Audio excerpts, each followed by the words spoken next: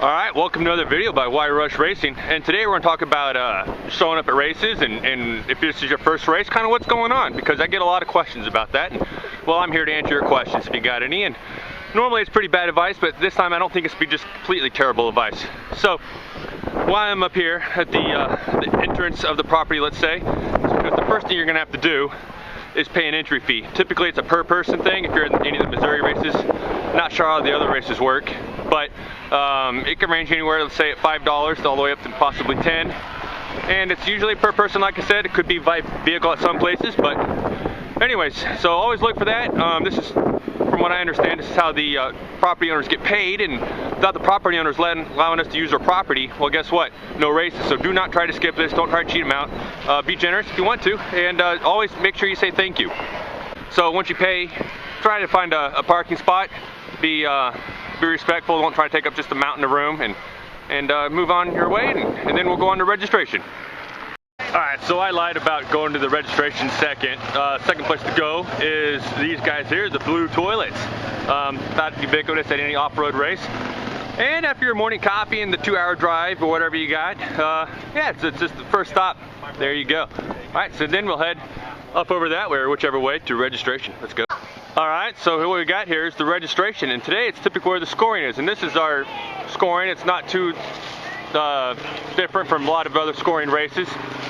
First thing you'll do is come to get your number and whatnot here. And that's a lot of times where you'll pay the registration fee. Here today it was $35 or $40. Forget exactly. It can change series to series.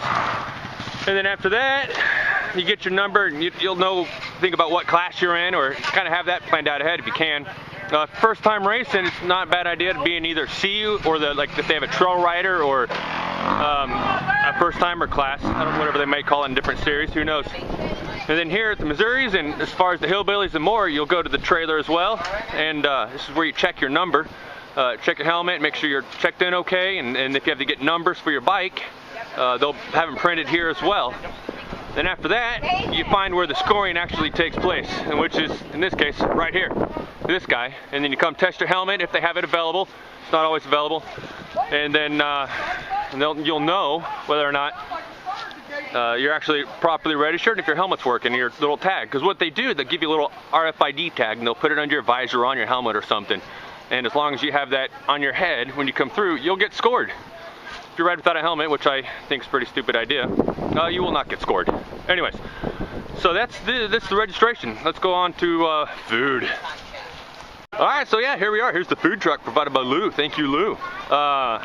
Here is something you cannot always count on. If we're doing a hillbilly race. Hi! If you're doing a hillbilly race or the Missouri race, a lot of the more races, there will be food. Missouris, it kind of can vary depending on who's putting on the race. Food is something, though, I would not count on having when you go to a race. I would kind of make provisions unless you do your research ahead of time and know that there will be food there. I've been stranded once and had to bump some food off some friends. So anyways, thank you, Lou, for providing the service. We love it here in Missouri, and looking forward to trying new things and going to new places and seeing what they got available as well. So anyways, food. Bring your own, but there's always some great food here. Thank you. Alright, so yeah, one thing I want to talk about is how you get to the race, and I just want to say, a lot of people here check their egos at the door. At least that's my opinion of it. And one thing you do want to bring here, if I haven't already mentioned it, is a good attitude and willingness to have fun, because that's what it's all about, right? But there's everything from like 30-foot toy haulers to cars hauling trailers. One thing I haven't seen yet, one of our races, you see them on the internet or whatnot, is a motorcycle sticking out of the trunk of a car. Hey, well, you guys are more than welcome to come here too if that's what you got. But hey, there we are. And so yeah, it's just however you can get here, whatever you got, bring it, have fun. It's a great event. There's EMTs here, just in case, unfortunate stuff happens. Doesn't necessarily have to be, terrible hauling off in the ambulance. It can be blisters or something like that. A pretty bad blister to go talk to them, but sprained ankles, knees, tweaked knees, stuff like that. So anyways, bring good attitudes and willingness to have fun. You're getting ready to start the PUB awards down here, then follow it up with the riders meeting, so I better get going. Alright, see ya. Bye. And one thing I forgot to mention, if this is your first race or your first race with a certain series, I highly recommend getting there early to beat the lines. There's going to be a little extra paperwork.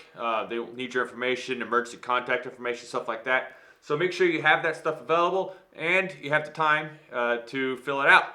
All right, see ya. Bye. For real now. Bye.